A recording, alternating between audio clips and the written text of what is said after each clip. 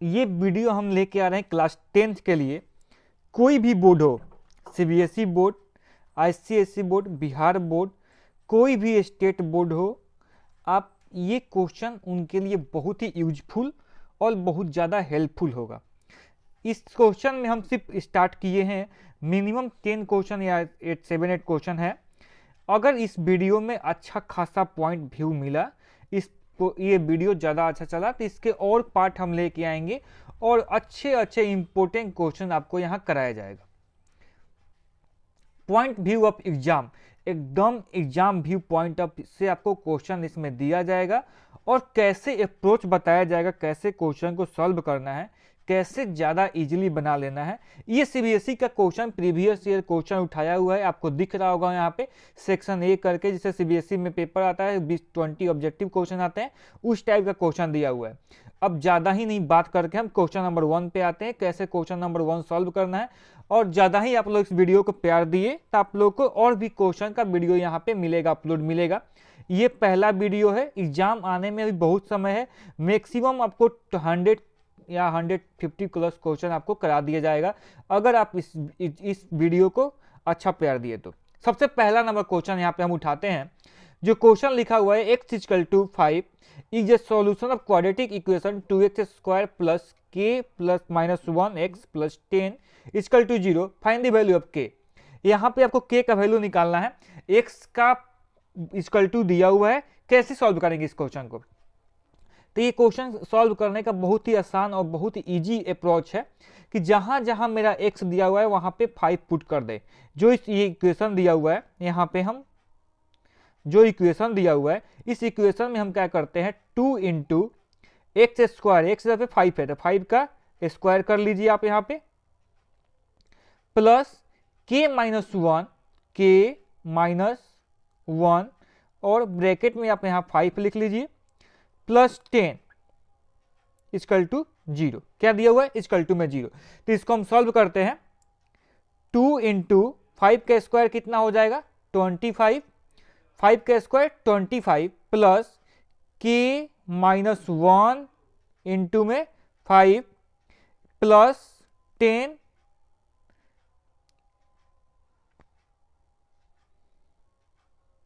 Plus 10 = 0। इस equation को हमको सॉल्व करना है, यहीं से मेरा k का वैल्यू निकल के आ जाएगा। 5 × 25 कीजिएगा, 25 × 2 50 आ जाएगा, प्लस 5k - 5 प्लस 10 = 0। इसके आगे आप सॉल्व कीजिए, इसको डायरेक्ट हम यहां से सॉल्व करते हैं। 50 प्लस 10 60 हो जाएगा, 60 में से 5 गया 55, तो 5k प्लस 55 = 0। यहीं से आप 5k = निकालिएगा, 5k = -55, कितना आ जाएगा? -55, और k = निकालिएगा -55 बटा 5, 5 से कट कीजिएगा 11, कितने आएगा? k = -11, मेरा आंसर निकल के आ जाएगा ऑप्शन नंबर बी। क्या होगा? k = -b। इसको हम बहुत ही आसान और इजी अप्रोच से सॉल्व किए, आप इसको सॉल्व कीजिएगा, बहुत आसानी से सॉल्व हो जाएगा। पहले क्वेश्चन को खुद सॉल्व कीजिएगा, उसके बाद आप आंसर मैच कीजिएगा। अब हम आते हैं क्वेश्चन नंबर 2 पे, इसको हम इरेज कर दे रहे हैं।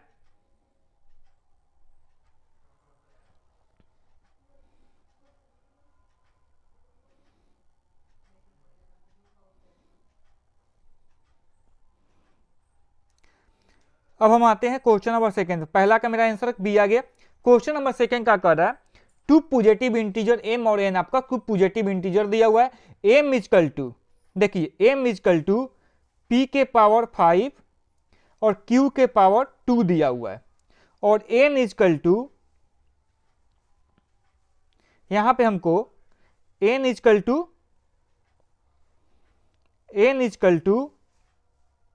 p के पावर 3 और q के पावर 4 दिया हुआ है। यहां से हमको पूछा जा रहा है कि वेयर p एंड q और प्राइम नंबर है, find the LCM of m and n। यहां से हमको एलसीएम बताना है एम और एन का। तो एलसीएम के लिए यहां से दो टाइप का क्वेश्चन आ सकता है आपका, एलसीएम पूछा जा सकता है और एचसीएफ पूछा जा सकता है।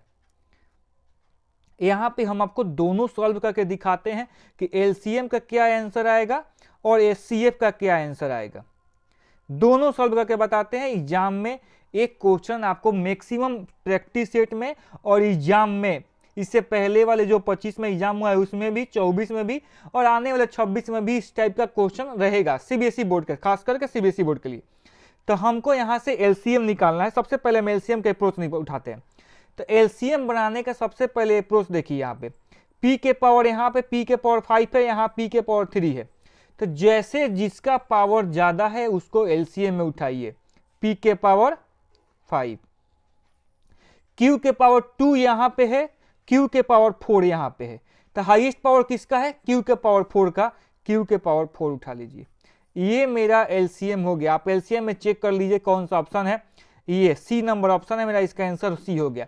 अगर आपसे एचसीएफ पूछ देता, क्वेश्चन बनाने वाले ने अगर आपसे एचसीएफ पूछ देता, तो एचसीएफ के लिए अप्रोच है कि सबसे पावर जो मिनिमम पावर है, यहाँ 5 है, यहाँ पे 3 है, तो p के पावर 3 उठाएंगे और q के पावर यहाँ 4 है, यहाँ पे 2 है, तो q के पावर 2 उठाएंगे। ये आपका एचसीएफ हो गया। तो ये मेरा एलसीएम बनाने का और एचसीएफ बनाने का अप्रोच था। दो क्वेश्चन बहुत ही आसानी से आपको बताया गया, इजीली बताया गया, और ये दोनों क्वेश्चन एग्जाम में ऑब्जेक्टिव क्वेश्चन में देखे जा सकते हैं। अब हम आते हैं आपको क्वेश्चन नंबर 3 पे। क्वेश्चन नंबर 3 देखिए क्या कह रहा है।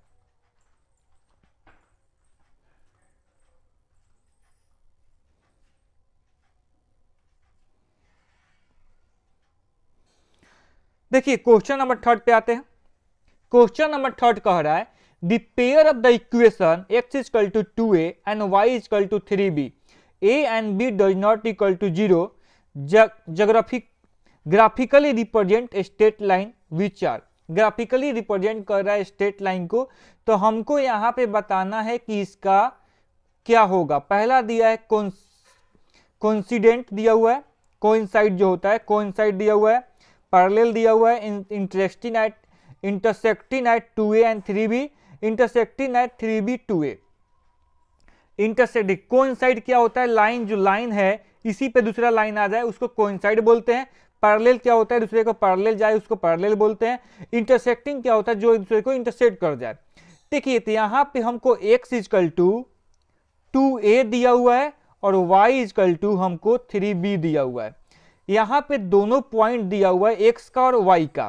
तो यहां से हम पॉइंट में क्या उठाएंगे कि कौन सा पॉइंट यहाँ पे लाई कर रहा है। तो देखिए x इक्वल टू भी हमको दिया हुआ है, ग्राफ में हमसे ये ग्राफ होता है, ये मेरा x एक्सिस होता है, ये क्या होता है x एक्सिस, यहाँ पे x डैश, ये मेरा y, ये y डैश एक्सिस होता है। तो यहाँ पे हमको x इक्वल टू 2a दिया, मान लीजिए हमको यहाँ पे point x equal to 2a है, कोई पॉइंट यहाँ पे 2a है, और y इक्वल टू क्या दिया हुआ है 3b, यहाँ पे 3b है, 3b पॉइंट है।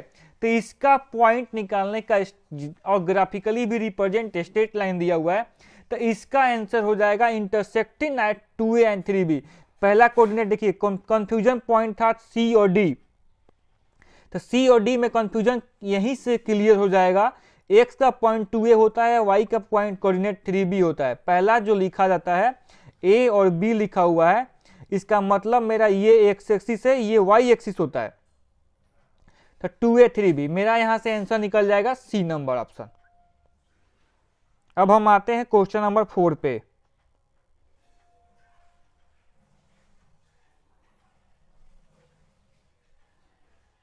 अब हम लोग क्वेश्चन नंबर 4 सॉल्व करते हैं।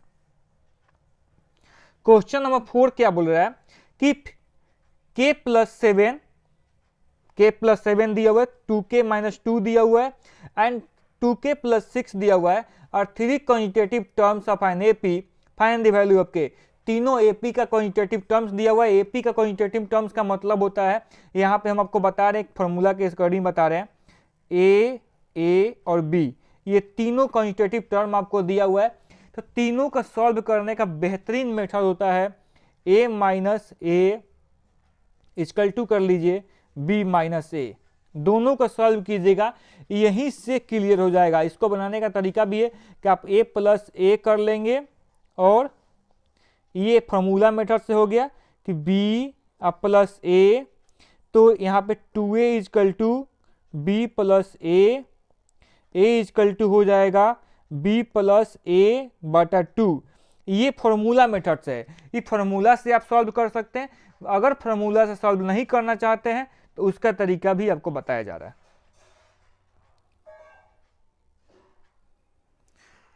इसका फॉर्मूला से सॉल्व नहीं करना चाह रहे हैं तो आप क्या कीजिए,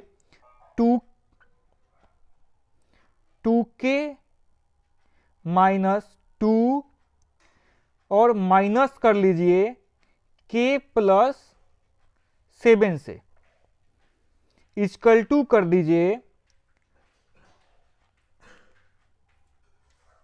इक्वल टू में थोड़ा सा स्पेस इधर बच रहा है, नहीं तो इक्वल टू में 2k प्लस 6 माइनस कर लीजिए 2k माइनस 2 से। क्या कर लीजिए, 2k माइनस 2 से। तो इसको जब आप सॉल्व कीजिएगा तो 2k minus 2 minus k minus, यहां देखिए यहां पे आपको 7 होना चाहिए था, k प्लस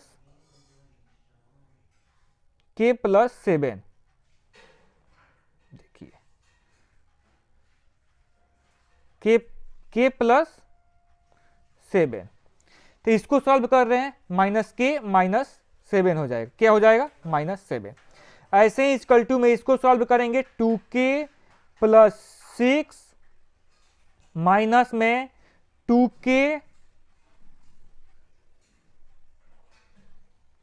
2k और माइनस माइनस प्लस 2। जब इसको आप सॉल्व करने जाइएगा तो यहां से डायरेक्ट हम यहां पे सॉल्व करते हैं, आप लोग सॉल्व कीजिएगा इसको। 2k में से k गया तो k हो जाएगा, अब -2 माइनस 7 कितना हो जाएगा, -9 इक्वल टू 2k से 2k यहां पे कट जाएगा, 6 और 2 हो जाएगा 8, k इक्वल टू इस 9 इधर प्लस में आ जाएगा, हो जाएगा 17, k इक्वल टू 17। इसका मेरा आंसर आ जाएगा बी नंबर। अब हम इसको इरेज कर देते हैं। इसको बनाने का बहुत आसान मेथड है, आप सेकेंड वाले से फर्स्ट को माइनस कीजिएगा, फिर थर्ड वाले से सेकेंड का माइनस करके दोनों का इक्वल कर दीजिएगा। वही चीज यहाँ पे किए हैं हम। इसको एक और बार आपको सही से लिख देते हैं।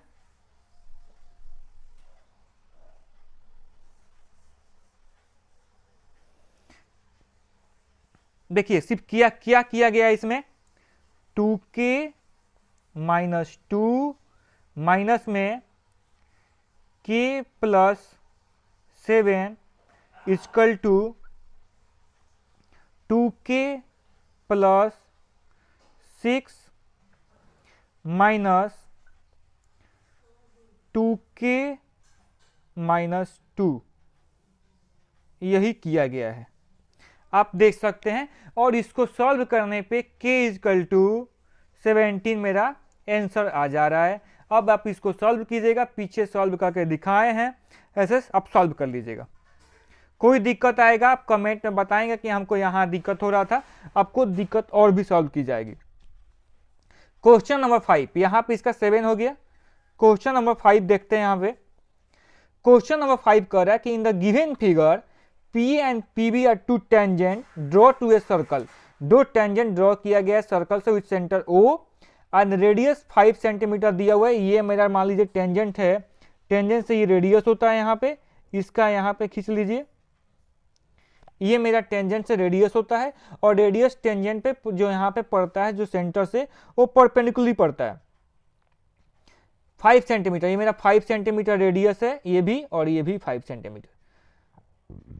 और एंगल APB 60 सेंटीमीटर दिया हुआ है। लेंथ निकाल कर दिखाना है PA का, इसका लेंथ। हम क्या करते हैं कि यहाँ से लाइन ड्रॉ करते हैं सेंटर को के पास। जब यहाँ पे 60 डिग्री है तो एक आप यहाँ से एक इसका एंगल निकालिएगा तो यहाँ पे 30 डिग्री हो जाएगा। जैसे मेरा सर्कल है और इस पे ऐसे लाइन गया है, यहाँ से ड्रॉ करके हम इसको निकाल दिए हैं, तो यहाँ पे मेरा 30 डिग्री एंगल हो जाएगा। कितना हो जाएगा? 30 डिग्री, और ये हमको 5 सेंटीमीटर दिया हुआ है, और ये हमको निकालना है। ये ए है, ये ओ है, और यहाँ पे पी लिखा हुआ है। हमको पीए निकालना है कि पीए कैसे निकलेगा, तो हम यहाँ पे 10-30 डिग्री लगाते हैं। 10-30 डिग्री क्या लगाते हैं? 10-30 डिग्री। 10-30 डिग्री थोड़ा सही से लिख देते हैं। कैसे?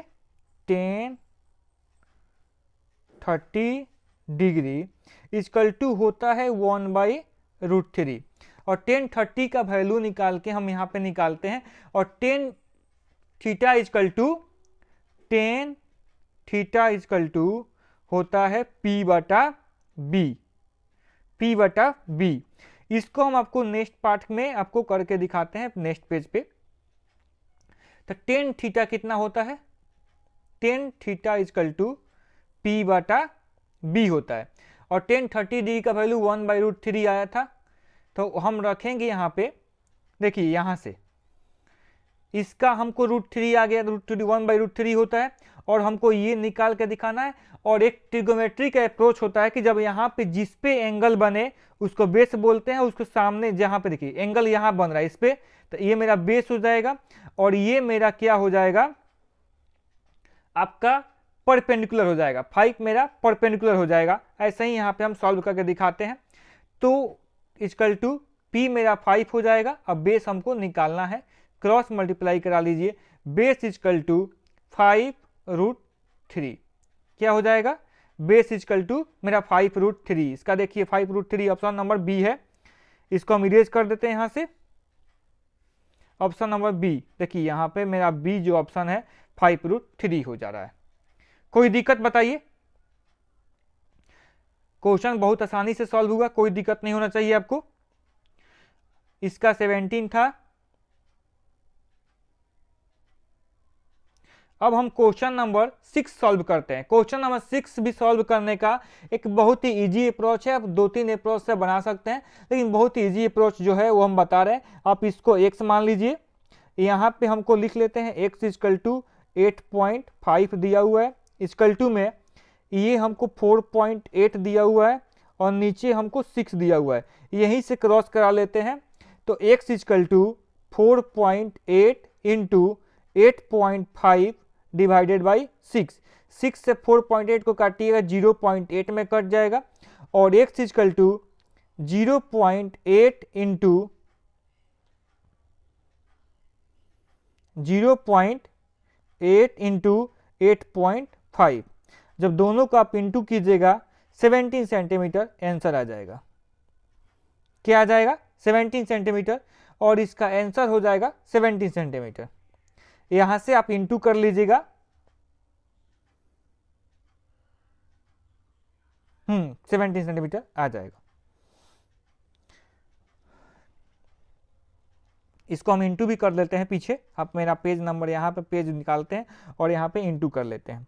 0.8 इंटू 8.5 था, तो इसको इंटू करना है तो कैसे इंटू करेंगे? 8/10 इंटू 85/10। आप इसको कट कीजिए, 4 से 2 से 4 टाइम्स में, 2 से 5, 5 से 17 टाइम्स में 6.8। नहीं, देखिए देखिए देखिए, यहां से मेरा इसका आंसर आ रहा है 6.8। ए नंबर इसका आंसर होगा, ए नंबर इंटू नहीं, यहाँ पे ए डी बी नहीं होगा, इसका आंसर होगा मेरा ए नंबर 6.8। 6.8 इसको नोट कीजिएगा, आंसर नंबर 6.8। इंटू गलत हो गया था, आप यहाँ पे इंटू सही कीजिएगा। अब हम लोग आते हैं क्वेश्चन नंबर 7 पे। क्वेश्चन नंबर 7 क्या कह रहा है? एक कार्ड दिया हुआ है, इसमें कह रहा है कि all queen jack and ace are remove from the packet. एक पैकेट 52 कार्ड है, उसमें से सभी क्वीन को, सभी जैक को और सभी एस को रिमूव कर दिया है। क्वीन कितने होते हैं? 4। किंग कितने होते हैं? 4। और एस कितने होते हैं? ये बहुत ही आसान तरीका होता है, इसको आप समझा, यहाँ पे हम 1 मिनट में आपको यहाँ पे समझा देते हैं। इसको यहाँ पे समझा देते हैं। कार्ड देखिए 52 कार्ड होता है। 52 कार्ड को 2 पार्ट में बांट दिया गया, एक रेड और एक ब्लैक। ये आपको 26 होता है, ये भी आपको 26 होता है। 26 में से इसको भी दो पार्ट में बांट दिया गया, डायमंड और हॉट में, और इसको बांट दिया क्लॉब और स्पेडेड में। इसमें क्या होता है 13 होता है, इसमें भी 13, इसमें भी 13 और इसमें भी 13, सभी में 13 होता है। 13 में क्या होता है, यहाँ पे इस 13 को आप उठाते हैं, यहाँ पे हम 13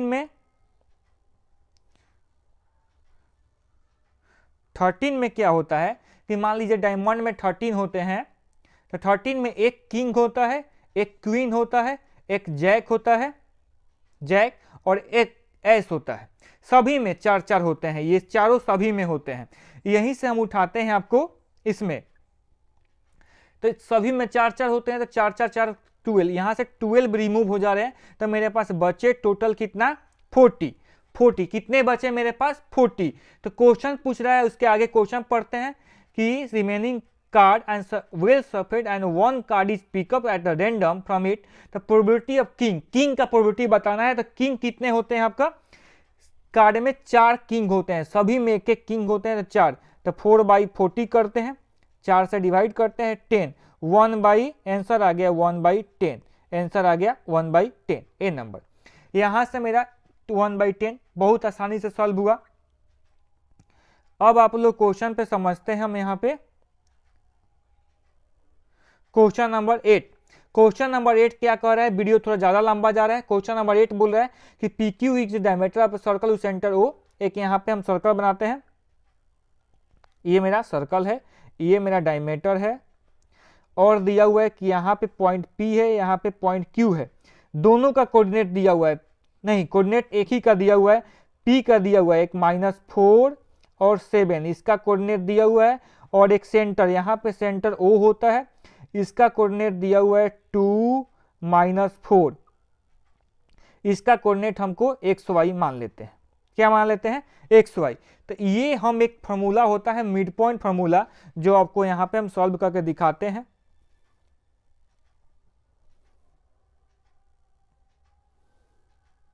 मिड पॉइंट फार्मूला क्या होता है, एक लाइन दिया रहेगा, इसका कोऑर्डिनेट x1 y1 दिया है, इसका कोऑर्डिनेट x2 y2 दिया हुआ है, y2।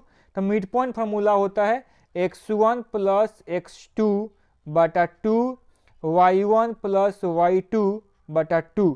ये मेरा मिड पॉइंट फार्मूला होता है। क्या होता है मिड पॉइंट फार्मूला। इसी पे हम इसको सॉल्व करेंगे क्वेश्चन नंबर 8 को।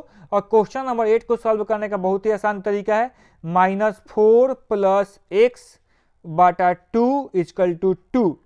देखिए एक ही से हम यहाँ पे सभी का अलग अलग कोऑर्डिनेट दिया हुआ है, एक ही से हम यहाँ से आंसर निकाल लेंगे, क्रॉस मल्टीप्लाई करा देते हैं। -4 + x = 4, x = इधर 4 जाके मेरा 8 हो जाएगा, और 8 मेरा हमको एक ही ऑप्शन नंबर डी में दिख रहा है, ऑप्शन नंबर डी मेरा आंसर हो गया। y भी आप ऐसे ही निकाल लीजिएगा, जो फॉर्मूला लिखे थे 13 सॉल्व हो जाएगा। अब हम लोग क्वेश्चन नंबर 9 देखते हैं। क्वेश्चन नंबर 9 देखते हैं। क्वेश्चन नंबर 9 कह रहा है कि sin स्क्वायर थीटा, क्या कह रहा है sin square theta + 1/1 + 10 square theta = निकाल के दिखाइए। तो 1 + 10 स्क्वायर थीटा क्या होता है, 1 + 10 square theta sec square theta होता है। क्या होता है सेक स्क्वायर थीटा होता है। तो इसको तो हम एज इट इज रखेंगे, इसके जगह पे हम लिख लेंगे 1 + सेक स्क्वायर थीटा, और सेक स्क्वायर थीटा क्या होता है कॉस स्क्वायर थीटा होता है। तो हमको sine square theta plus cos square theta क्या होता है, sine square theta plus cos square theta 1। मेरा यहां से आंसर निकल के आ गया 1। क्या होगा 1, नोट कर लीजिएगा। अब क्वेश्चन नंबर थोड़ा सा फास्ट पढ़ते हैं। क्वेश्चन नंबर हम 10 पे आते हैं। क्वेश्चन नंबर 10, क्वेश्चन नंबर 10 क्या कह रहा है, एक cap is a cylindrical in shape. एक कैप है जो शेप में, किसका शेप में है, सिलेंड्रिकल शेप में है, सरमाउंटेड बाय ए कोन। एक सिलेंड्रिकल शेप है, यहाँ पे आपको सिलेंड्रिकल शेप दिया हुआ है, इस पे कोन बनाया जा रहा है। क्या बनाया जा रहा है कोन, कोन बना दिया जा रहा है। सिलेंडर है मेरा, यहाँ पे ये भी कोन है, देखिए कोन सिलेंडर शेप में उसी में बनाया जा रहा है। तो कह रहा है कि यहाँ पे if the volume of the cylindrical part is equal to the data conical part, cylindrical part का कोनिकल पार्ट का वॉल्यूम इक्वल है, रेशियो बताना है हाइट ऑफ कोन का और सिलेंड्रिकल का। तो वॉल्यूम सिलेंडर का होता है पाई आर स्क्वायर और एच होता है, कोन का होता है 1/3 पाई आर स्क्वायर और एच, ये होता है वॉल्यूम का फॉर्मूला। पाई से मेरा पाई खत्म, वो आर स्क्वायर से आर स्क्वायर खत्म, एच इजकल टू h/3, ये एच मेरा है सिलेंड्रिकल का, ये है कोन का, कोन का के लिख देते हैं, ये मेरा कोन का है, क्रॉस मल्टीप्लाई करा लीजिए। सिलेंड्रिकल हाइट का इसे पूछ रहा है, HC/HK हमसे पूछ रहा है, तो 3:1 मेरा आंसर हो जाएगा। क्या हो जाएगा? 3:1। 3:1 कहाँ दिख रहा है आपको? डी नंबर ऑप्शन, 3:1 आंसर हो जाएगा। ऐसे ही हमको क्वेश्चन नंबर 11 सॉल्व करते हैं।